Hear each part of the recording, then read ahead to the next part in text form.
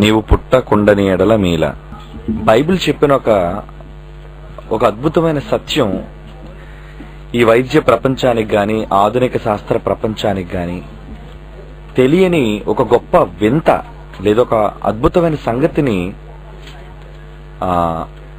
Bible ఈ మానవ ఆధునిక వైద్య శాస్త్ర ప్రపంచానికి తెలియని సంగతిని బైబిల్ చెప్పింది. పుట్టని వానికి మేలు అన్న ఈ పాఠంలో అసలు పుడితేనే కదా కీడైనా మేలైనా అని అనుకుంటారు. పుట్టాకే ఏ మనిషికైనా మేలు సంభవిస్తుంది, కీడు సంభవిస్తుంది. అసలు పుట్టనివాడు ఉంటాడా? పుట్టనివాడు ఉన్నాడా? పుట్టిన తరువాతే మనిషి అని మనం అనుకుంటున్నాం, కానీ పుట్టక ముందే మనుషులు ఉన్నారు అనే ఒక సత్యాన్ని బైబిలు ప్రకటించిందరా. ఇది అర్థం చేసుకోవడానికి కష్టతరమైన, ఇబ్బందికరంగా ఉన్న జ్ఞానయుక్తమైన సంగతి అని మీరు మర్చిపోకూడదు. పుడితేనే మనిషిగా మనకు కనబడితేనే మనిషి, మనం చూస్తేనే మనిషి అని అనుకుంటున్న ఈ సమాజానికి పుట్టక ముందు కూడా మనిషి ఉన్నాడు, శరీరంతో రాకముందు కూడా మనుష్యులుగా వీళ్ళు మనుగడలో ఉన్నారు అన్న సంగతి ఈ పాఠం యొక్క ప్రత్యేకత. ప్రియులారా, పుట్టుక అనే దానికోసం మనం ఆలోచిస్తే ఈరోజు ఈ మానవ ప్రపంచానికి అర్థమైనది ఏంటో తెలుసా? తల్లి గర్భంలో నుంచి బయటికి రావడమే పుట్టుక అని వాళ్ళు అనుకుంటున్నారు. అదే జన్మ అంటున్నారు, పుట్టిన దినము అంటున్నారు. అంటే తల్లి గర్భంలో నుంచి బయటికి వచ్చే దినం జన్మదినంగా ప్రకటిస్తున్నారు, పుట్టిన దినంగా వాళ్ళు భావిస్తున్నారు. కానీ బైబిల్ ఏమందో తెలుసా? పుట్టని వారు కూడా ఉన్నారు. ఇంకా వారు పుట్టకపోయినా వాళ్ళు ఉన్నవారు అంటున్నాడు. ఒక ప్రత్యేకమైన సంగతి మీకు ఈ సందర్భంలో మీకు చెప్తాను. బైబిలు చెప్పిన కొన్ని విశేషమైన సంగతుల్లో ఈ రోజుకి మానవ ప్రపంచానికి అర్థం కాని ఒక సందర్భాన్ని బైబిల్లో దేవుడు యోబు ద్వారా రాయించాడు. అది యోబు గ్రంథం 38వ అధ్యాయము. యోబు గ్రంథం 38వ అధ్యాయము ప్రారంభం నుంచి మీరు జాగ్రత్తగా పరిశీలించగలిగితే దేవుని మాటల్లో ఒక అద్భుతం మనకి ఇక్కడ కనబడుతుంది. ఎందుకంటే జన్మనిచ్చిన వాడు, సృష్టిని కలిగించిన వాడు, కన్న తండ్రి మనతో మాట్లాడుతున్నాడు. ఆయన మాటలు ఇవి. చాలా సందర్భాల్లో వివిధమైన వ్యక్తుల ద్వారా మాట్లాడాడు ఆయన. పౌలు ద్వారా మాట్లాడాడు, పేతురు ద్వారా మాట్లాడాడు, దేవదూతల ద్వారా మాట్లాడాడు.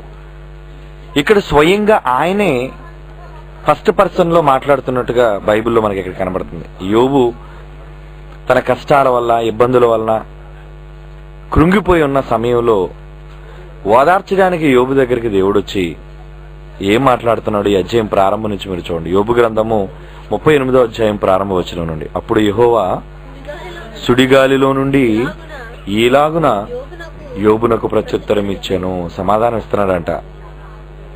2వ వచనం, జ్ఞానము లేని మాటలు చెప్పి ఆలోచన చెరుపుచున్న వీడెవడు? జ్ఞానం లేకుండా మూర్ఖమైన మాటలు మాట్లాడుతూ ఎవరో మాటలు నువ్వు నమ్ముతున్నావా నాయన యోబు? నువ్వు నమ్మొద్దు. 3వ వచనం అన్నాడు, పౌరుషము తెచ్చుకుని నీ నడుము బిగించుకునుము. పౌరుషం తెచ్చుకో, నీ నడుము బిగించుకో. నేను నీకు ప్రశ్న వేయుదును, నీవు దానిని నాకు తెలియజెప్పుము. దేవుడు ఎవరిని ప్రశ్నిస్తున్నాడండి? యోబును ప్రశ్నిస్తున్నాడు. కన్న తండ్రి అయిన దేవుడు యోబుకు ప్రశ్న వేస్తున్నాడు. ఏమని ప్రశ్నిస్తున్నాడు చూడండి. ఎంత విచిత్రమైన ప్రశ్న బైబిల్లో ఇది. నేను భూమికి పునాదులు వేసినప్పుడు నువ్వెక్కడున్నావు యోబు అని అడుగుతున్నాడు. భూమికి ఎప్పుడు పునాదులు పడ్డాయి? యోబుతో అడుగుతున్న ప్రశ్న ఏంటి? ఇదేమైనా సందర్భం ఉందా?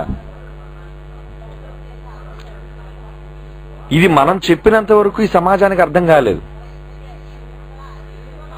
బైబిల్ ఓపెన్ యూనివర్సిటీ వాళ్ళు ఇలాంటి పాఠాలను సమాధానాలుగా, బైబిల్లోని ప్రశ్నలను పాఠాలుగా చెబుతున్నప్పుడు అర్థమైంది సమాజానికి. కానీ మిగిలిన వాళ్ళు ఎవరిని అడిగినా దీనికి సరైన జవాబు ఇవ్వలేని పరిస్థితిలో ఉన్నారండి. ఇక్కడ దేవుడు మాట్లాడుతూ అంటున్నాడు, భూమికి పునాదులు వేసినప్పుడు. భూమికి పునాదులు ఎప్పుడు వేశాడు? ఈ భూమి పుట్టి ఎంతకాలం అయిందని మీరు నేర్చుకున్నారు? ఎన్ని కోట్ల సంవత్సరాలు? సుమారు 1500 కోట్ల సంవత్సరాలైంది శాస్త్రవేత్తల అంచనాల ప్రకారంగా. ఏమండి అంటే ఈ భూమి నిర్మించబడి 1500 కోట్ల సంవత్సరాలు అయినప్పుడు దేవుడు అడుగుతున్న ఈ ప్రశ్నలో అంటున్నాడు యోబుతో, నేను 1500 కోట్ల సంవత్సరాల క్రితం ఈ భూమికి పునాది వేసినప్పుడు, అంటే మీకు అర్థమవడానికి చదువుతున్నాను నేను, అంటే కాలం గ్యాప్ మీకు తెలియాలని. నేను 1500 కోట్ల సంవత్సరాల క్రితం ఈ భూమికి పునాది వేసినప్పుడు నాయనా యోబు నువ్వు ఎక్కడున్నావు అని అడుగుతున్నాడు. 1500 కోట్ల సంవత్సరాల ఆయుష్ కలిగిన వాళ్ళు ఎవరు ఉన్నారా? అంతా కలిపి ఉంటే 60-70 సంవత్సరాలు దాటడం కష్టం. మనం మనిషి ఆయుష్ కాలం, సగటు ఆయుష్ కాలం. అలాంటప్పుడు దేవుడి ప్రశ్న మరి ఆలోచనతో అడుగుతున్నాడు అంటారా, లేదంటే వెర్రి ప్రశ్న వేస్తున్నాడు అంటున్నారా? దేవుడు వెర్రి ప్రశ్నలు వేయడు, మనుష్యుడు సమాధానం చెప్పలేని ప్రశ్నలు వేయడు. ఆలోచన రహితమైన ప్రశ్నలు ఆయన సంధించడు మనిషికి. ప్రశ్న వేశాడు అంటే దాంట్లో జ్ఞానం ఉంటుంది. వెర్రి మాటలు మాట్లాడాడు కాదు దేవుడు. కనుక దేవుడు ఇక్కడ ప్రశ్నిస్తున్నప్పుడు, నేను భూమికి పునాదులు వేసినప్పుడు నువ్వు ఎక్కడ ఉంటివి, నీకు వివేకము కలిగిన ఎడలా చెప్పు అంటున్నాడు. అంటే దీన్ని చెప్పాలంటే ఏం కావాలి? వివేకం.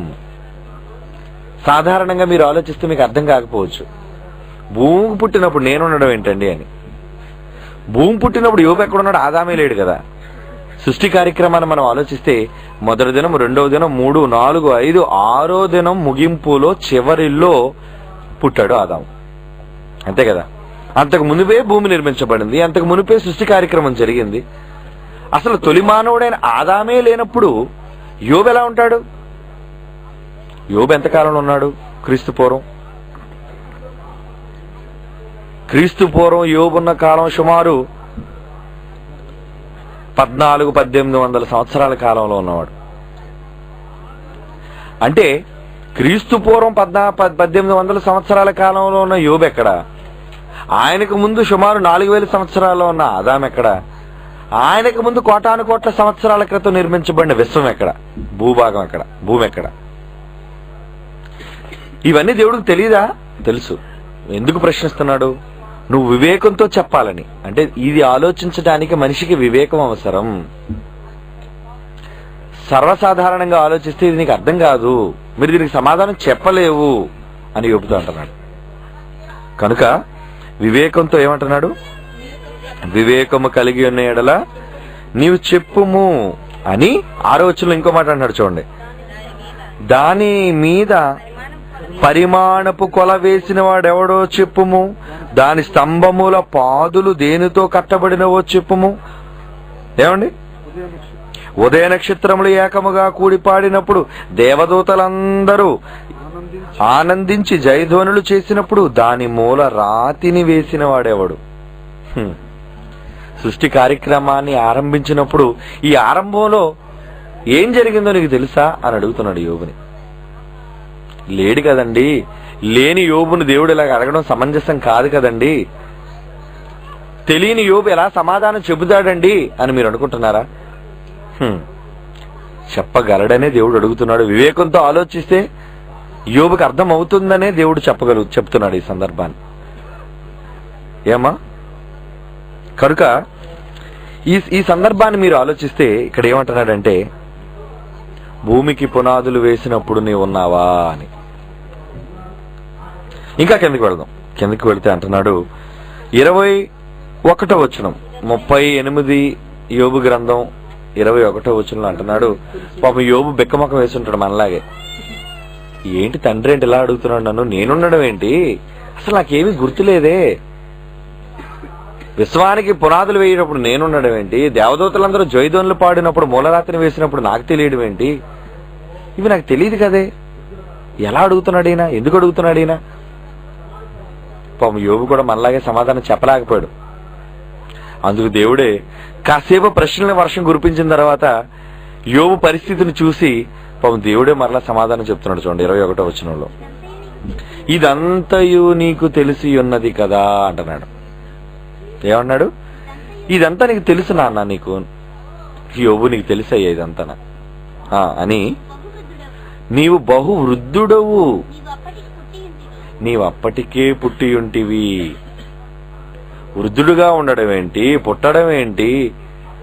ఈ మాటలు చెప్తున్నప్పటికీ ఏమండి, యోబు గారి వయస్సు ఎంత? ఆయన అప్పటికే బహువృద్ధుడు ఏంటి, పుట్టి ఉండడం ఏంటి? ఆలోచించండి. అంటే దేవుడు అన్న మాట చాలా నిజాలతో కూడుకున్న మాట. అది వట్టి మాట కాదు, అది చాలా ఆలోచనాత్మకమైన మాట, చాలా జ్ఞానయుక్తమైన మాట. ఇదంతా నీకు తెలుసు అంటున్నాడు. ఇది నీకు తెలుసు, నీవప్పటికి పుట్టి ఉంటివి. యోబు క్రీస్తు పూర్వం పుడితే సృష్టి పూర్వక ముందే, సృష్టి పుట్టక ముందే యోబునాడు అన్నాడేంటి? పుట్టాడు అంటున్నాడేంటి? ఆ పదాన్ని మీరు చూడండి. నీవప్పటికే పుట్టి ఉంటివి. అప్పటికి యోబు గారి తల్లి లేదు, యోబు గారి తాత ముత్తాతలు లేరు. అంతవరకు ఎందుకు ఆదామే లేడు, అసలు మనిషే లేడు. మనిషి లేడు. లేనప్పుడు దేవుడేంటి ఈ మాట ప్రయోగిస్తున్నాడు? పుట్టడం ఏంటండి? అసలు మనిషికి బ్రతికే లేనప్పుడు, శరీరమే లానప్పుడు, జీవితమే ఇవ్వబడినప్పుడు నీవు పుట్టి ఉన్నావు అంటున్నాడు. చూడండి, అప్పటికే నీవు పుట్టి ఉంటివి. ఈ మాట ఎవరంటున్నారు చెప్పండి? నువ్వు పుట్టావు అని దేవుడు అంటున్న మాట, లేదా బుర్ర తిరిగి యోబు అంటున్న మాట? దేవుడే అంటున్న మాట. ఇప్పుడు దేవుడు అన్న మాటను మనం అంగీకరించాలా వద్దా? చాలా మందికి బుర్ర తిరుగుడు ఎక్కువై మనుషులు పుట్టకుండా పుట్టని వాళ్ళకి మేలేంటండి అని పనికిమాలిన మాటలు మాట్లాడుతున్నారు. ఏంటి? బైబిల్ ఓపెన్ యూనివర్సిటీ చెప్పిన సంగతులను వ్యతిరేకించడానికి బుర్రలేని వాళ్ళు ఏదో మాట్లాడతారు. అవివేకులు వాళ్ళు. ఈ మాట చెప్పాలి అంటే వివేకం కలగాలి వాడికి. అందుకే దేవుడు ఏమన్నాడు? నీకు వివేకము కలిగి ఉన్నలా చెప్పు, ఇది చెప్పాలి, ఇది అంగీకరించాలి, ఇది అర్థం కావాలి అంటే నీకు వివేకం అవసరం నాయన అంటున్నాడు దేవుడు. పుట్టని వానికి మేలు ఉండదండి అని ఎవడు మాట్లాడినా ప్రపంచంలో మేలు సంగతి వదలండి. పుట్టనివాడు ఉన్నాడా? పుట్టనివాడు ఉన్నాడా? యోబు పుట్టకపోయినా ఉన్నాడని దేవుడు ఒప్పుకుంటున్నాడా లేదా? భూమి మీద శరీరంతో యోబు పుట్టకపోయినా ఉన్నాడని దేవుడు అంగీకరిస్తున్నాడా లేదా? మీరు చెప్పండి. దేవుడే అంగీకరిస్తున్నప్పుడు నువ్వెవడో? ఏమండి, ఆఫ్టర్ ఆల్ మనిషివి. పుట్టని వారు ఉండరండి. వెర్రి మాటలు మాట్లాడుతుంటారు వీడు. అర్థం కానివాడు, బుర్ర లేనివాడు, వివేకం కొదువైన వాడు ఇలాంటి మాటలే మాట్లాడతాడు. దేవుడే స్వయంగా మహాజ్ఞాని అయిన దేవుడు. దేవుడు ఎవరు? అనంత జ్ఞాని, మహాజ్ఞాని. అలాంటి జ్ఞానయుక్తమైన, జ్ఞానానికే నిలయమైన మన తండ్రి అంటున్న మాటను అంగీకరించకపోవడానికి మనిషి ఎవడండి? నువ్వు అంగీకరిస్తే అంత, అంగీకరించకపోతే అంటే షటాప్ అని చెప్పాలి వాడితోని. నేను అంగీకరించనండి, పుట్టనవాడు ఉన్నానంటే నీకు అర్థం కాకపోతే అలాగే ఉంటది. మరి తలపాగా చుట్రా అంటే తలపాగా చుట్టలాగా తలవంకర అన్నాడట ఎవడో సామెత. ఇటు చుట్టడం రాదు, తలపాగా చుట్టడం రాకనంటే నీ తలవంకర. అలా దేవుడు జ్ఞానయుక్తమైన మాటను అర్థం చేసుకోలేని ఈ మూర్ఖమైన మనిషి ఏమని మాట్లాడదంటే పుట్టనవాడు ఉండడం ఏంటండి, పుట్టనివాడు ఉండడం ఏంటండి? ఇక్కడ దేవుడే స్వయంగా నువ్వు అప్పటికే పుట్టావు నాయన, అప్పటికి నువ్వు చాలా వయసు అయ్యా నీకు అంటున్నాడు. బహువృద్ధుడు. బహువృద్ధుడు అంటే, వృద్ధుడు అంటే ముసలాడు, బహువృద్ధుడు అంటే చాలా ముసలాడు నాయన, నువ్వు పండు ముసలాడు. నువ్వు వృద్ధుడు అనేసరికి మీకేం అర్థం అవ్వాలి? ఎక్కువ వయస్సు కలిగిన వాడు. అవునా కదా? వృద్ధుడు అనేసరికి ఎక్కువ వయస్సు కలిగినవాడు, ఆయుష్కాలం కలిగిన వాడు. నీవు బహువృద్ధుడవు, నీవప్పటికే పుట్టి ఉంటివి. నీవప్పటికే పుట్టేశావంటున్నాడు. అంటే శరీరంతో రావటమే పుట్టడం అనుకుంటున్న ఈ సమాజానికి దేవుడు చెప్పిన ఒక అద్భుతమైన సంగతి ఏంటో తెలుసా?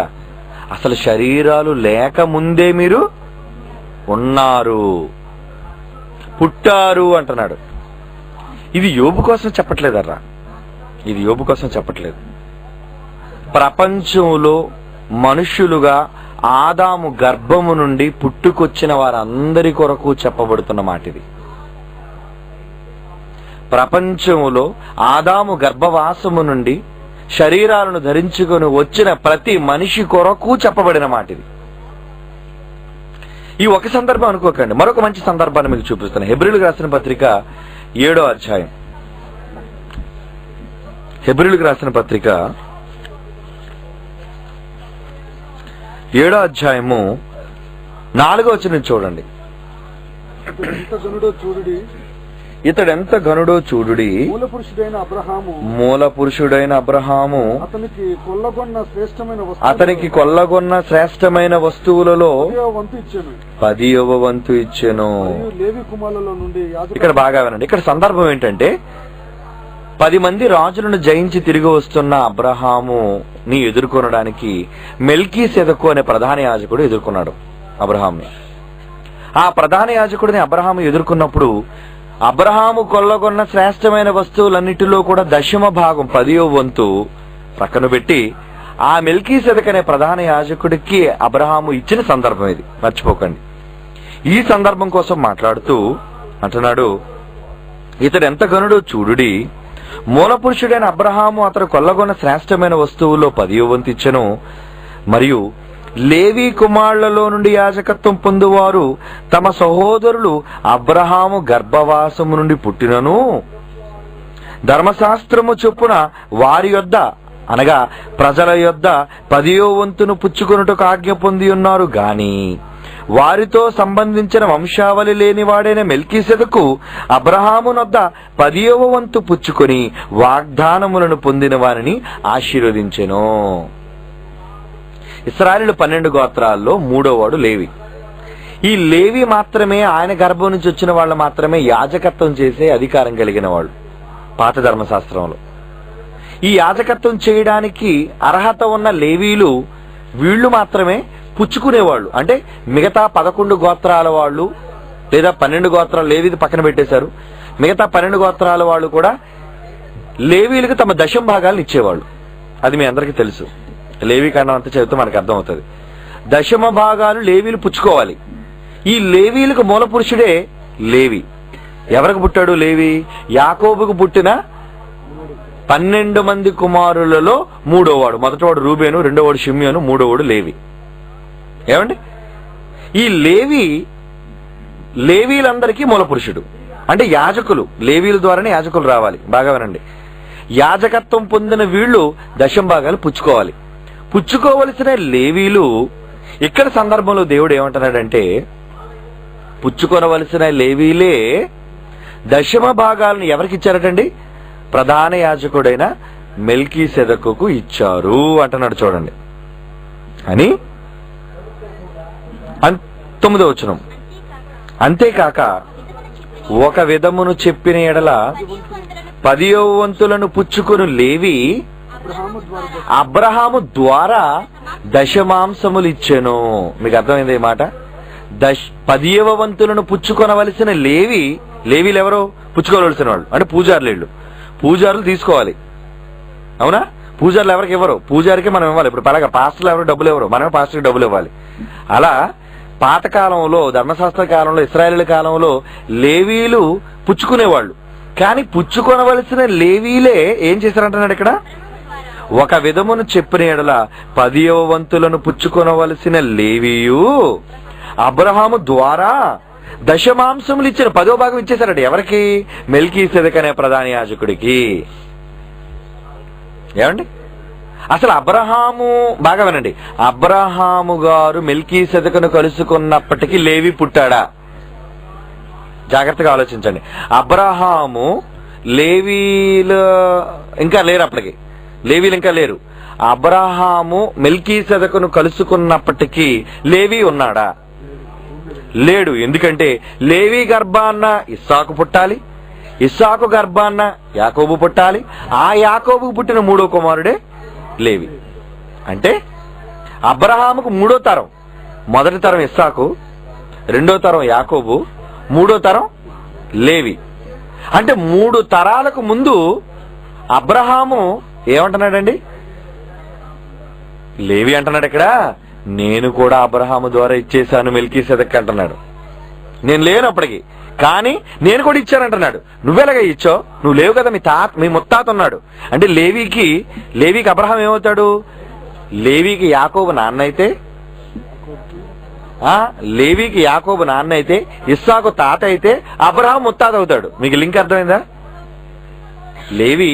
లేవికి యాకోబు తండ్రి అయితే, ఇస్సాకు తాత అయితే అబ్రహాము ముత్తాత అవుతాడు. అంటే ముత్తాత అయిన అబ్రహాం ఉన్నప్పటికీ లేవి అంటున్నాడు వచ్చి, మా ముత్తాత అబ్రహాం ఇచ్చాడు కదా 10వ భాగాలు ప్రధాన యాజకుడికి మెల్కీసెదెక్కి, నేను కూడా ఇచ్చాను అంటున్నాడు. నువ్వెలాగయ్యా ఇచ్చావు? నువ్వు లేవు కదా అప్పటికి.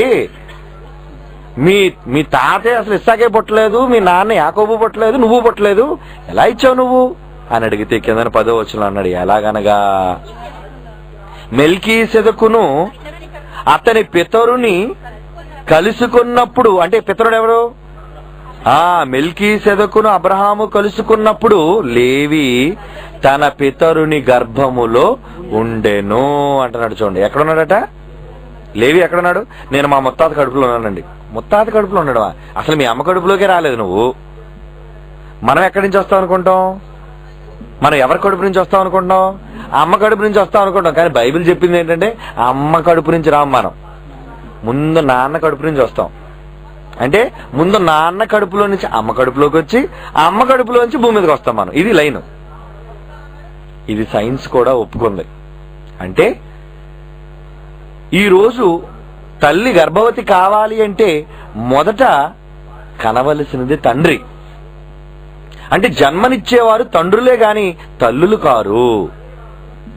ఈవెన్ లింగ నిర్ధారణ విషయంలో కూడా ఆడ మగ అనేది తేలాలి అంటే XY క్రోమోజోములు చదువుకున్న వాళ్ళు కొంతమందికి తెలుసు. అందులో పురుషునిలో X ఉంటాయి, Y ఉంటాయి. తెలుసా మీకు? పురుషునిలో X ఉంటాయి, Y ఉంటాయి. స్త్రీలో ఏముంటాయి? X మాత్రమే ఉంటది. X కడితే ఆడపిల్ల, XY కలిస్తే మగపిల్లాడు. అంటే అది పురుషుడిగా పుట్టాలన్నా స్త్రీగా పుట్టాలన్నా ఎవరి నుంచి రావాలి? తండ్రిలో నుంచి XYలు రావాలి. కణాలు, శుక్ర కణాలు అన్నారు వాటిని. అంటే మొదటిగా తండ్రి గర్భంలో నుంచి ఆరంభమైన మనము తల్లి గర్భంలోనికి వెళతాము. తర్వాత తల్లి గర్భములో కేవలం శరీరాన్ని మాత్రమే ధరించుకుంటాం. ప్రపంచం అంతా పుట్టడం అనుకుంటుంది, తల్లి గర్భం నుంచి బయటికి రావడమే జన్మ అనుకుంటుంది. ఇది మీకు బాగా అర్థమైతే ఈ ప్రపంచానికి మీరు బాగా చెప్పగలరు. జన్మ అన్నది ఎక్కడ జరుగుతుంది? డేట్ ఆఫ్ బర్త్ అన్నది దేని వల్ల మనం అనుకుంటున్నాం? సహజంగా తల్లి గర్భం నుంచి ఎప్పుడు బయటకు వస్తామో దాన్ని డేట్ ఆఫ్ బర్త్ గా ప్రపంచం పరిగణిస్తుంది. కానీ అవన్నీ తప్పర్రా. నిజానికి ఎవరు డేట్ ఆఫ్ బర్త్ తెలియదు, ఎవరికి తెలియదు. దేవుడు ఒక మాట అన్నాడు, రహస్యమందు పుట్టిన నాడు అని అన్నాడు. అంటే ప్రతి మనిషి బ్రతుకు రహస్యమే. ఎందుకంటే తల్లి తండ్రి కలయికలో శుక్ర కణాలు ఎప్పుడు కలుస్తున్నాయి తల్లి అండాన్ని అన్నది ప్రపంచానికి రహస్యం, అది సీక్రెట్. అది కనుక మనకి జన్మనిచ్చేది తండ్రి మాత్రమే.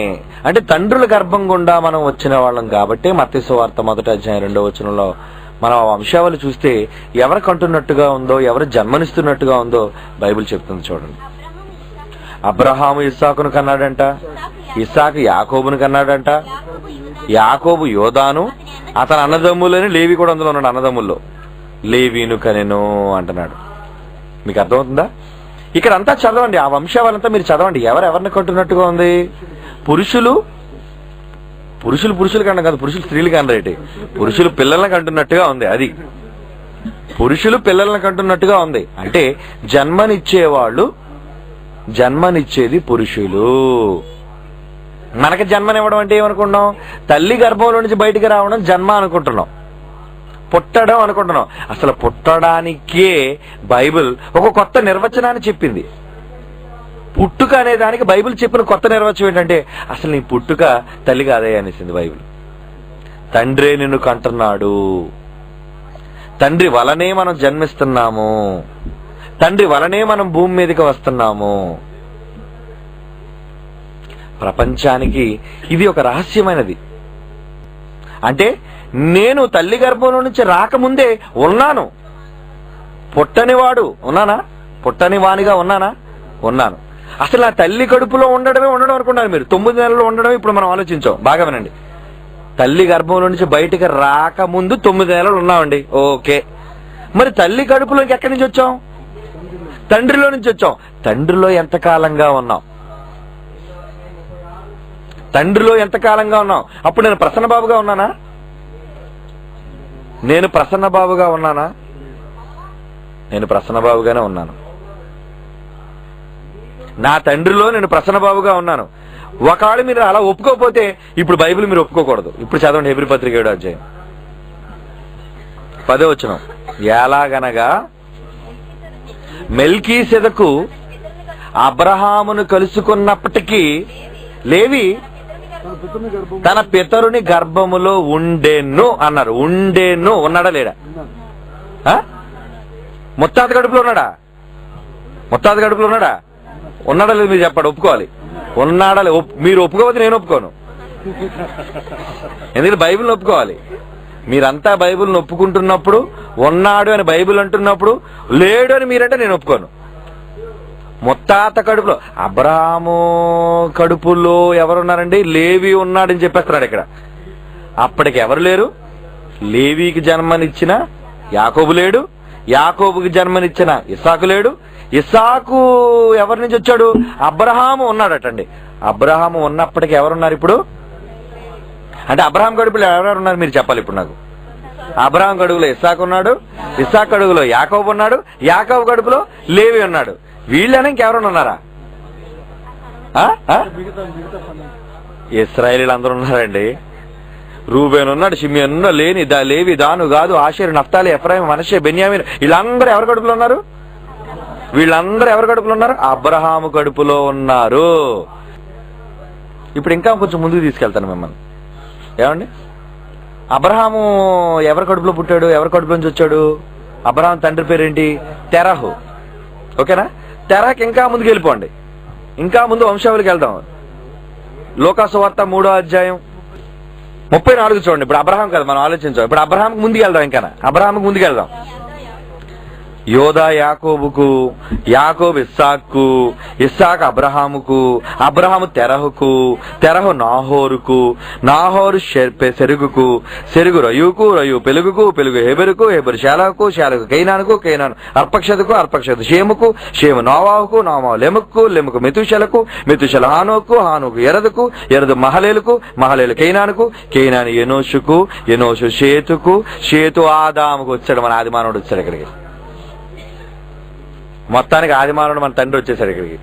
మొదటి మనిషి ఆదాము దగ్గరికి వెళ్ళిపోయాం ఇప్పుడు మొత్తం అందరూ. ఇప్పుడు అబ్రహాం గారు ఎవరి కడుపులో ఉన్నారు? అబ్రహాం గారు ఎవరి కడుపులో ఉన్నారు? ఆదాం కడుపులో ఉన్నాడు. మీరెవరి కడుపులో ఉన్నారు? ఒప్పుకుంటారా లేదా? మీ తాత ముత్తాతలు ఎవరైనా కావచ్చు. మీ తాత అబ్రహామే కావాల్సిన పని లేదు. ఏమండి, మీ తాత యాకోబే కావాల్సిన పని లేదు. మనమంతా మనకు చాలా మంది తాతలు ముత్తాతలు ఏమండి చాలా మంది ఉన్నారు. కానీ లైన్ అంతా వెనక్కి వెళ్ళిపోతే ఎక్కడికి వెళ్ళిపోతాం? ఈ చెట్టు అంతా కాండానికి వెళ్ళిపోవాలి. వేర్లు, కొమ్మలు, ఆకులు ఎన్నున్నా వాటిని మూలానికి వచ్చేస్తే తగిలేదేంటి? కాండం. అవునా? మొద్దు. ఆ మొద్దు ఎవరు? ఆయనేనండి, ఆదాము. ఆదాము దగ్గరికి వెళ్తాం మనం అంతా. లింక్ ఈ చైన్ అంతా ఎక్కడికి వెళ్ళిపోద్ది? ఈ రోజు భూమి మీద పుట్టుకొస్తున్న కోట్ల మంది మనుష్యులంతా వెనక్కి వాళ్ళ తాలూకా ఆ పితరులలోనికి మనం వెళ్ళిపోతే వంశవృక్షం అంటారు దాన్ని. వంశవృక్షం. ఈ వంశవృక్షం వెనక్కి వెళ్ళిపోతే అన్ని తీగలు ఎక్కడ కనెక్ట్ అయిపోతాయి? ఆదాము. ఎందుకంటే బైబిల్ చెప్పింది ఆయన ఒకరి నుండి ప్రతి జాతి మనుష్యుడు, వాడు నీగ్రోడైనా, చైనావాడైనా, అమెరికావాడైనా, చీపుకొల్లోడైనా, తెప్పుడు ముక్కోడైనా, పొడుగోడైనా, నల్లోడైనా, తెల్లోడైనా అందరూ ఎక్కడికి వెళ్ళిపోతారు? అందరూ ఎక్కడికి వెళ్తారండి? ఆదాములోనికి వెళ్ళిపోతారు. అంటే అందరూ ఆదాము కడుపులో ఉన్నారా? ఉన్నారా లేరా మీరు చెప్పాలి ఇప్పుడు నాకు. మీరు ఉంటారంటే ముందుకెళ్తాను నేను. లేవి తాత కడుపులో ఉన్నప్పుడు, లేవి ముత్తాత కడుపులో ఉన్నప్పుడు, అబ్రహాము తెర కడుపులో ఉన్నప్పుడు, తెర కూడా ఎక్కడున్నాడు? ఎవరి కడుపులో ఉన్నాడు?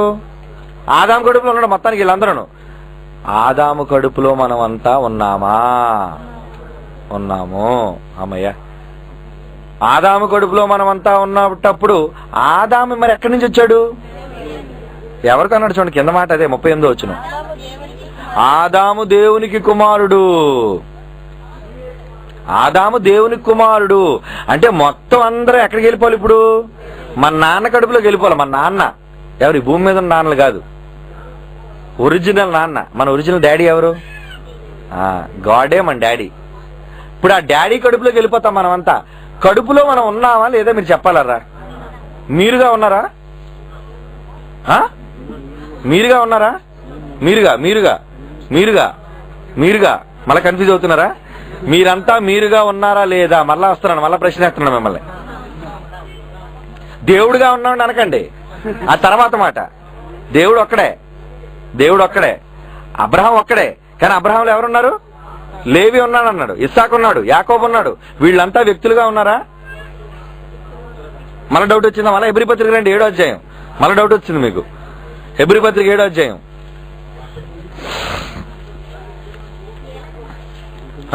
10వ వచనం. ఎలాగనగా మెల్కీసెదెకు అబ్రహామును కలుసుకున్నప్పుడు లేవి తన పితరుని గర్భంలో ఉండను. ఉన్నవాడు లేవి, లేవిగా ఉన్నాడు.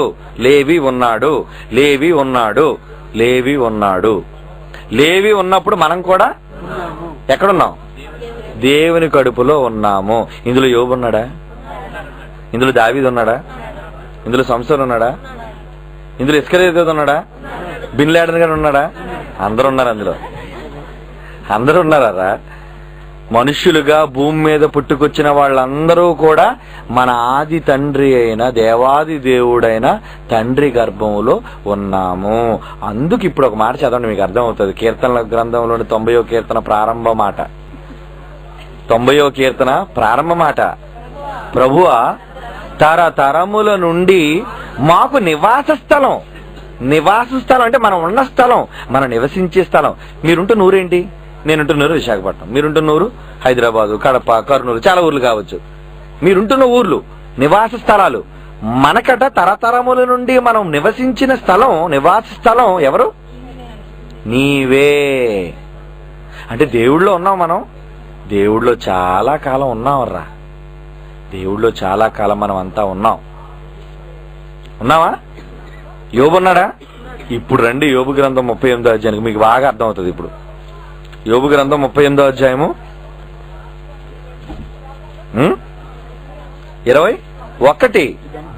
యోబు, ఇదంతా నీకు తెలుసు నాన్న, నీవు బహువృద్ధుడవు, నీవు అప్పటికే పుట్టి ఉంటివి. పుట్టడా లేదా? ఇప్పుడు మీకు అర్థమైంది. ఇందాక మీకు అర్థం కాకపోవచ్చు కానీ ఆ మాట. ఇప్పుడు మనం అంతా అంటే అందులో యోబు కోసం మాట్లాడుతాను కాబట్టి యోబు ప్రస్తావన తీసుకొచ్చాడు దేవుడు అక్కడ. నీ కోసం మాట్లాడితే నీ పేరు పెట్టి చెప్తాడు, నా కోసం మాట్లాడితే నా పేరు పెట్టి చెప్తాడు. సృష్టి పుట్టక ముందు, లోకములు కలుగజేయక ముందు, సృష్టిని ఆరంభించక ముందు మనమంతా ఎక్కడున్నాం? తండ్రిలో ఉన్నాము. అప్పుడు యోబు కూడా ఉన్నాడు. అప్పటికి మన వయస్సు ఎంత? మన ఆయుష్కాలం ఎంత? మన ఆయుష్కాలానికి లెక్క లేదండి. అసలు మానవ ఆయుష్కాలానికి లెక్క లేదండి. ఇంకో మాట చెప్పమంటారా? దేవుడు ఉన్నవాడు, ఆది అంతం లేనివాడు. ఓకేనా? అది మీకు తెలుసు. దేవుడు ఉన్నవాడు, ఆది అంతం లేనివాడు. మరి మీరు ఉన్నవారు, ప్రారంభం ముగింపు లేనివాళ్ళు. మనం అనుకుంటున్నాం శరీరంలోకి వచ్చి తల్లి గర్భం నుంచి బయటకు వచ్చి ఆరంభం, పుట్టిన రోజు, చచ్చిన రోజు, డెత్ డే, బర్త్ డే అనుకుంటున్నాం. కాదు. శరీరంలోనికి వచ్చిన రోజు, శరీరాన్ని విడిచిపెట్టిన రోజు, ఇంటిలోనికి వచ్చిన రోజు, ఇంటిని ఖాళీ చేసిన రోజు. అది అవునా? ఒక అద్దింట్లోకి వెళ్తామండి, అద్దింట్లోనికి వచ్చిన తేదీ రాసుకుంటాం, అద్దింట్లోంచి ఖాళీ చేస్తున్న తేదీ రాసుకుంటాం. వచ్చి వెళ్ళిపోయాం కానీ ఉన్నాం మనం. ఇల్లు ఖాళీ చేసాం కానీ మనం లేకుండా పోలేదు. అసలు మనకు ముగింపేదండి. దేవుడి నుంచి ఆరంభమైన మనం తండ్రుల గర్భాలు దాటుకొని దాటుకొని దాటుకొని దాటుకొని దాటుకొని ఈ రోజు ఈ శరీరంతో భూమి మీదకి వచ్చి శరీరాన్ని మరలా విడిచిపెట్టేసి మరలా మన శాశ్వతులుగా వెళ్ళిపోతున్నాం. ఎక్కడికి? ఉంటే పరలోకంలోనైనా ఉండాలి, లేదా పాతాళంలోనైనా ఉండాలి. అంటే ముగింపు లేని వాళ్ళముగా మనం ఉన్నాం. అవునా? ముగింపు లేని వాళ్ళముగా ఉన్నాం. మనకు ఆది అంతం ఏది? మనకు ఒకవేళ ఆది అంతము ఉంటే మన తండ్రి అయిన దేవునికి కూడా ఆది అంతము ఉండాలి. కనుక ఆయన ఆది అంతం లేనివాడెప్పుడు ఉన్నవాడైనప్పుడు మనం కూడా ఉన్నవారం ఉన్నామండి. ఎప్పటి నుంచి ఉన్నాం? దేవుడు ఎప్పటి నుంచి ఉన్నాడో మనం కూడా అప్పటి నుంచి ఉన్నాం. బహువృద్ధుడవు నీవు అప్పటికే పుట్టి ఉంటివి. నీకు వివేకము కలిగి అన్నేళ్ళు చెప్పు. అంటే ఇంత ఆలోచించాలంటే ఏముండాలి? వాడికి బుర్ర ఉండాలి. బుర్రలేనాడు ఏం మాట్లాడతాడు? పుట్టడం వాడికి మేలేటండి, అసలు పుట్టడం ఏంటండి, పుట్టక ముందు మనం ఉండడం ఏంటండి, పిచ్చోడులుగా మాట్లాడతాడు. మరి జ్ఞానం అర్థం కావాలి, బైబిల్ అర్థం కావాలి. అర్థం కాకపోతే ప్రతివాడికి బైబిల్ వెర్రిగానే కనబడుతుంది. అర్థమైతే మహాజ్ఞానం అండి అది. కనుక తల్లి గర్భంలో నుంచి పుట్టడమే పుట్టుక అనుకుంటున్న ఈ సమాజానికి దేవుడు గాని బైబిల్ గాని చెప్పిన అద్భుతమైన సమాధానం చూసారా? ఇదే నా పుట్టుక. అమ్మో, తరతరముల నుండి పుట్టామండి బాబోయ్, ఎంత పెద్ద వయసు మనకి. మనం తండ్రిలోని ఎప్పుడో ఆరంభంలో పుట్టిన వాళ్ళం అండి. భూమి మీద పుట్టడం కాదు. అందుకే దేవుడు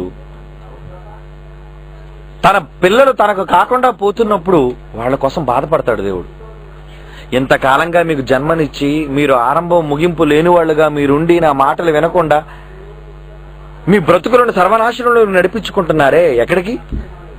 దేవుని మాట వినకపోతే మనకు జరిగే శాస్తి ఏంటి? నిత్య నరకం, నిత్యాగ్ని దండన. అందుకే అక్కడ అన్నాడు మార్కు సువార్త 9:48. ఏమన్నాడు అక్కడ? తప్పు చేస్తే, దేవుని మాటను ధిక్కరిస్తే నరకమున వారి పురుగు చావదు. అంటే దేవుని శక్తివంతమైన ఆత్మవు నీవు దేవుని మాట వినకపోతే ఎలాగైపోతావు? పురుగుతో చూస్తున్నాడు. పురుగు ఏంటంటే ఒక దోమను చూసి ఏమనుకుంటాం? కీటకం. ఇది ఒక ఏగ క్రిమి, చంపేస్తుంది దాన్ని, తగిలేస్తుంది దాన్ని. అలా పురుగులుగా మారిపోతాం మనం. మహాశక్తివంతమైన ఆత్మలమైన మనం ఎలా మారిపోతామండి? పురుగులు. నరకమున వారి పురుగు చావదు, అగ్ని ఆరదు. అంటే అనంతమైన భయంకరమైన వేదనలోనికి ఆత్మ వెళ్ళిపోతుంది. అనంతకాలం బ్రతికున్న ఆత్మ దేవునికి సృష్టి పుట్టక ముందు అనంతకాలం దాని ఆయుష్కాలం. సృష్టి పుట్టిన తరువాత దాని జీవితకాలం, శరీరకాలం చిన్నదే. ఆ తర్వాత శరీరాన్ని విడిచిపెట్టిన తర్వాత మరలా దాని కాలం అనంతకాలం. చావులేదు దానికి, చావులేదు ఆత్మకి. ఉంటే స్వర్గంలోనైనా ఉండాలి, లేదా నరకంలోనైనా ఉండాలి. తరతరాలు కాలాలి, తరతరాలు సుఖాన్నైనా అనుభవించాలి. అది ఆత్మ పరిస్థితి. అందుకే అంటున్నాడు, ఇస్కరియోతు యూదా కోసం యేసుక్రీస్తు వారు మాట్లాడుతూ ఒక మంచి మాట అంటున్నాడు. ఏమంటున్నాడో చూడండి. మత్తయి సువార్త 24వ అధ్యాయము 26వ వచనం. మత్తయి సువార్త 26వ అధ్యాయము 24వ వచనం. మనుష్య కుమారుని గూర్చి వ్రాయబడిన ప్రకారం ఆయన పోవుచున్నాడు. దేవుడు రాసుకున్నాడు మనందరి కోసం. ఏమని? మన కడుపులో ఉన్నప్పుడే దేవుడు మన కోసం కలగనేసాడండి. ఆశలు పడిపోయాడండి. చాలా మంది తల్లిదండ్రులు కొత్తగా పెళ్ళైన దంపతులు నెలతప్పారనుకోండి, వాళ్ళిద్దరు మాట్లాడుకుంటారు. ఏమని? ఇక అమ్మాయి పుడితే ఎలా ఉంటది? నీలాగే ఉంటది. అబ్బాయి పుడితే నాలాగే ఉంటాడు. ఎవరు ఏం చేద్దామా? అమ్మాయి పుడితే డాక్టర్ని చేద్దామా? అబ్బాయి పుడితే ఏం చేద్దాం? వాడు ఇంజనీర్ చేద్దామా? మాట్లాడుకుంటారు కదండి. ఏమని మాట్లాడుకుంటారు వాళ్ళు? సహజంగా ఇలాగే మాట్లాడుకుంటారు. అంటే పుట్టక ముందే వాళ్ళ కోసం ఎన్నో కలలు, ఆశలు తల్లిదండ్రులు భావిస్తుంటారు. పుట్టిన తర్వాత వాళ్ళని ఏదో చేద్దామని. అంతే కదా. ఇక్కడ కూడా దేవుడు మనం పుట్టక ముందే మన కోసం ఎన్నో కలలు కనేశాడు, ఎన్నో ఆశలు పెట్టేసుకున్నాడు, ఎన్నో సంగతులు రాసేసుకున్నాడు తన పుస్తకంలో. అది మీ అందరికీ తెలుసు. మనందరికీ ఎలా బ్రతకాలి, ఏం చేయాలి, మంచి పనులు రాసుకున్నాడు. సుమా మంచిగా బ్రతకాలని రాసుకున్నాడు దేవుడు తన గ్రంథంలో రాసేసుకున్నాడు. రాసుకున్న తరువాత మనం బ్రతకొచ్చు, బ్రతకపోవచ్చు, అది మన ఇష్టానికి విడిచిపెట్టేశాడు. మంచిగా బ్రతికితే స్వర్గాన్ని ఇస్తాడు, నీకు ఇష్టం వచ్చినట్టు బ్రతికితే నరకాన్ని ఇస్తాడు. అందుకే ధనవంతుడితో ఏమన్నాడు, నీవు నీ జీవిత కాలమందు నీకిష్టమైనట్టు సుఖం అనుభవించు, నేను రాసినట్లుగా నాకిష్టమైనట్టు నువ్వు బాధ అనుభవించలేదు. నేను నీ కోసం కష్టాలు అనుభవించాలని రాశాను, నా కోసం నమ్మకం కలిగి ఉండాలని రాశాను, కానీ నువ్వు మాత్రం అలా లేవు.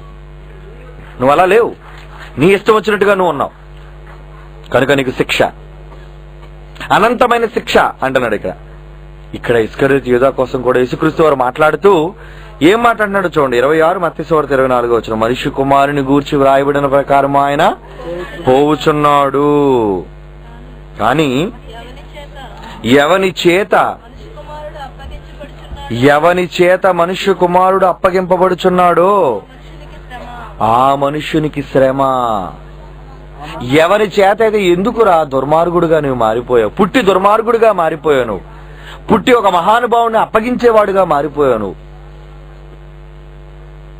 అని చివరిగా ఏమన్నాడు చూడండి, ఆ మనుష్యుడు పుట్టి ఉండని ఎడల వానికి మేలు, పుట్టి ఉండని ఎడల వానికి మేలు, పుట్టి ఉండని ఎడల వానికి మేలు. అసలు నువ్వు రాకుండా ఉంటే మంచిదిరా అంటున్నాడు. పుట్టుక అంటే ఏంటి? రాక. అతను పుట్టకుండా ఉంటే అతనికి మేలు. ఎలా పుట్టకుండా ఉంటే? ఈ శరీరంతో తల్లి గర్భంలో శుక్రకణం నుంచి అండంగాను తల్లి గర్భంలో కలిసి ఒక ఆకారాన్ని తెచ్చుకొని ఒక మానవ దేహాన్ని సంపాదించుకొని భూమి మీదకి వచ్చి దేవుడు అనుకున్నట్లుగా బ్రతుకు కాలంలో నెరవేర్చక నీకోసం బ్రతికి చస్తే, ఇలా నన్ను అప్పగించి ద్రోహిగా దుర్మార్గుడుగా 30 వెండి నాణాల కక్కుర్తి పడేవాడుగా నువ్వు చాచి నరకానికి పోవడం కంటే అసలు నువ్వు తల్లి గర్భంలో నుంచి బయటకు రాకుండా ఉంటేనే మేలు. అంటే రాకముందు ఉన్నాడా? యోధా రాకముందు యోధా ఉన్నాడా? ఉన్నాడు. ఎందుకు లేడండి? ఇప్పుడు మీకు అందరికీ బాగా అర్థమై ఉంటది. తల్లి కడుపులోనికి రాకపోయినా యోధా ఉన్నాడు. ఎలా మేలుంటది? ఎలా అయితే మేలుంటది? ఏం జరిగితే ఇస్కరియోతు యూదాకు మేలు జరిగి ఉంటది? పుట్టి ఉండని ఎడల వానికి మేలు. ఈ లోకం అనుకుంటున్నట్టుగా నువ్వు భూమి మీద పుట్టి దేవుని మాటల ప్రకారంగా నువ్వు చేయకుండా చచ్చే కంటే అసలు నువ్వు భూమి మీదకి రాకుండా ఉంటేనే నీకు మేలు అంటున్నాడు. అందుకే ఒక మంచి మాట చూద్దాం. యోబు గ్రంథం 3వ అధ్యాయం 16వ వచనం చూడండి. యోబు గ్రంథం 3వ అధ్యాయం 16వ వచనం, అకాల సంభవమై కంట పడకయున్న పిండము వంటి వాడనై లేకపోయుందును. ఎలాగంట? అకాల సంభవమై కంటికి కనిపించకుండా ఉండి పిండముగా ఉండి నేను అలాగ రాలిపోయి ఉంటే బాగుండేది.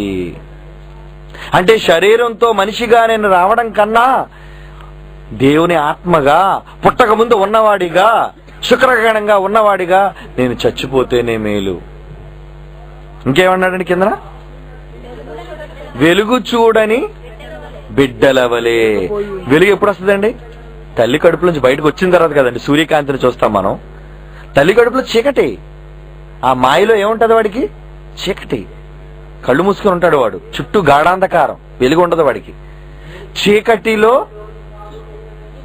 వెలుగు చూడని బిడ్డల వలె అంటున్నాడు చూడండి. వెలుగు చూడని బిడ్డల వలె లేకపోయి ఉందును.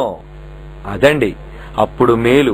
అంటే భూమి మీద శరీరాన్ని ధరించుకొని దేవుని ప్రకారంగా జీవించక చచ్చే కంటే అసలు నేను శరీరాన్ని ధరించుకొని ఏ క్రియలు చేయకుండా ముందు ఆల్రెడీ నేను ఉన్నవాడును గనుక శుక్రకణంగా ఉన్నాను గనుక అలా నేను రాలిపోయి ఉంటే, పిండంగానే రాలిపోయి ఉంటే మేలు. కీర్తనలు 58 కీర్తన 8వ వచనం చూడండి. 58 కీర్తన, వారు కరిగిపోయిన నత్తవలే ఉందురు, సూర్యుని చూడని గర్భ స్రావము వలె. అంటే నేల జారిపోయింది. ఇంకో మాట చూడండి. ప్రసంగి గ్రంథం 6వ అధ్యాయం 3 నుంచి 5. ప్రసంగి గ్రంథం 6వ అధ్యాయం 3 నుంచి 5. ఒకడు 100 మంది పిల్లలను కని దీర్ఘాయుష్మంతుడై భూమి మీద చిరకాలము జీవించి సుఖానుభవం ఎరుగక తగిన రీతిని సమాధి కూడా చేయబడక అలా ఉండుట కంటే వాని గతి కంటే పడిపోయిన పిండము యొక్క గతి మేలు. అలా రాలిపోవడం మంచిది కదా. ఈ లోకం అనుకున్నట్టుగా తల్లి గర్భంలోంచి నేను పుట్టకుండా ఉంటేనే మంచిది కదా. ప్రసంగి గ్రంథం 4వ అధ్యాయం 1-3. ప్రసంగి గ్రంథము 4వ అధ్యాయము 1-3 వచనాలు. కాబట్టి ఇంకను ఇప్పుడు పుట్టి బ్రతుకుచున్న వారి కంటే ఇంతకు ముందు కాలము చేసిన వారే ధన్యులని నేను అనుకుంటుని. ఇంకను పుట్టని వారు సూర్యుని క్రింద జరుగు అన్యాయపు క్రియలు చూచియుండని కారణంగా ఈ వీరిద్దరి కంటే వారే ధన్యులు. అంటే పుట్టని వారు ఉన్నారా? ఏమండి, పుట్టని వారు ఉన్నారా? ఎంత చక్కగా చెప్తున్నాండి. మరలా చదవండి ఆ మాట. కాబట్టి ఇంకను బ్రతుకుచున్న అంటే శరీరాన్ని తెచ్చుకుని భూమి మీద దేవుని కొరకు బ్రతకవలసిన వారి కంటే ఇంతకు ముందు చచ్చిపోయిన వారు ఇంకా మంచిది. ఇంకను పుట్టని వారు సూర్యుని క్రింద జరుగు ఈ భయంకరమైన అన్యాయపు పనులు చూచియుండని కారణంగా ఈ వీరిద్దరి కంటే వారే ధన్యులు అంటున్నాడు. చూడండి, ఎందుకు వాళ్ళకు ధన్యులు? అసలు పుడితేనే కదా మీకు పని. బాగా ఆలోచించండి. పుడితే ఎంతగా మనకు నష్టం ఏంటి, లాభం ఏంటి? పుడితే లాభం ఏంటి, నష్టం ఏంటి అనుకున్నారు? పుట్టకపోతే ఏంటి మేలు తెలుసా? అదృష్టవంతుల వారు పరలోకానికి వెళ్ళిపోతాం. పుట్టకుండా తల్లి కడుపులోంచో తండ్రి కడుపులోంచో రాలిపోతే పరలోకానికి వెళ్ళిపోతాం మనం. అంటే పరదేశకి వెళ్ళిపోతాం ముందు వేసి వచ్చినంత వరకు. కానీ పుట్టామో పని వచ్చిందన్నమాట. పని వచ్చిన తర్వాత ఖచ్చితంగా చెయ్యాలి. చెయ్యకపోతే తలపోటు, చెయ్యకపోతే శాపం, చెయ్యకపోతే ఇబ్బంది, చెయ్యకపోతే నరకం. కనుక పనులు ఎప్పుడు వస్తాయి మనకి? పుట్టక ముందు పనులు లేవు, పుట్టాకే పనులు. ఎందుకంటే పుడితేనే కదా పనులు చేయాలి మనం. ఏమండి, పుట్టిన తర్వాతే కదా ఈ చేతులు వస్తాయి, పుట్టిన తర్వాతే కదా నోరు వస్తుంది, పుట్టిన తర్వాత కదా కళ్ళు వస్తాయి, పుట్టిన తర్వాత కదా చేతులు, కాళ్ళు, అవయవాలు. ఈ అవయవాలన్నీ దేవుడి కోసం పని చేయాలి అంటే ఏమవ్వాలి? పుట్టాలి, శరీరాన్ని తెచ్చుకోవాలి. వీటికన్నా శరీరాన్ని తెచ్చుకొని పని చేయలేకుండా దుర్మార్గుడిగా బ్రతికే కంటే అసలు శరీరమే రాకుండా ఆల్రెడీ మనం ఆత్మలుగా ఉన్నవారం కనుక ఈ శరీరాన్ని సంపాదించుకోకుండా మనం జారిపోతే, పిండం వలె రాలిపోతే మనం పరలోకానికి వెళ్లే ఉండేవాళ్ళమేమో అంటున్నాడండి. ప్రసంగ అదే మాట, యేసుక్రీస్తు అదే మాట. ఇప్పుడు మీరు చదివిన మాటలన్నిటిలో పుట్టని వాళ్ళకి ఎంత మేలుందో ఒక్కసారి మీరు ఆలోచించండి. చిన్నపిల్లలు చచ్చిపోయినసరికి ఒకసారి అనుకుంటున్నాం, ఎంత అదృష్టవంతులు వాళ్ళు. వాళ్ళకి పని లేదు, వాళ్ళకి గ్రాంటెడ్, పర్మిషన్ గ్రాంటెడ్. దేనికి? పరలోకానికి అండి ఆహ్వానం. వాళ్ళకి పసిపిల్లలు తీసుకొచ్చి దేవుడు యేసుక్రీస్తు ఏమన్నాడు? వాళ్ళు ఆటంకపరచండి, పరలోక రాజ్యం ఇలాంటి వాళ్ళదే. వాళ్ళు చిన్నోళ్ళు, ఎందుకంటే మంచి చెడ్డలు తెలియని వాళ్ళు, కపటము మాయ మోసం ఎరుగని వాళ్ళు, నిష్కల్మషమైన హృదయం కలిగిన వాళ్ళు, వాళ్ళు మంచివాళ్ళు. మేలైన కీడైన వాళ్ళకి తెలియని వాళ్ళు కనుక వాళ్లే మంచివాళ్ళు. కనుక పుట్టి దేవుని కోసం పనికి రాకుండా చచ్చే కంటే అసలు పుట్టకుండా ఉంటేనే మేలు. కనుక పుట్టని వారంగా మనం ఉన్నప్పుడు పుట్టకుండా చావటమే చాలా మేలు అంటున్నాడండి. ఇప్పుడు అర్థమైంది యేసుక్రీస్తు చెప్పిన మాటల్లో ఎంత సారం ఉందో. అంటే పుట్టని వారు ఉన్నారా? పుట్టని వారు? పుట్టని వారు ఉన్నారు. పుట్టని వారు పుట్టి దేవుని కొరకు శరీరంతో బ్రతికి చావకుండా నరకానికి పోయే కంట. ఒకవేళ పుడితే శరీరంతో వస్తే భూమి మీదకి ఖచ్చితంగా ఆయన పనులు చేసి తీరాలి. అంటే పుడితే పని మనకి, పుడితే పని, పుట్టకపోతే పని లేదు, సెలవు మనకి. అదే కదండి, పుట్టకపోతే రెస్ట్ మనకి. అంటే రాలిపోయేవాళ్ళు ఎంత అదృష్టవంతులు ఆలోచించారు మీరు? తల్లి గర్భంలో నుంచి రాలిపోయిన వాడిని చాలా మంది అంటారు, ఏమండి 2వ నెల ప్రసవం అయిపోయిందండి, 3వ నెల గర్భస్రావం జరిగిపోయిందండి, అయ్యో బాధపడతారు పాపం. అలా అదృష్టవంతులు మీరు బాధపడకూడదు. మీ గర్భాన పుట్టిన వాడు పరలోకానికి వెళ్ళిపోయారు, అర్హులు అయిపోయారు వాళ్ళు. అవునా కాదా?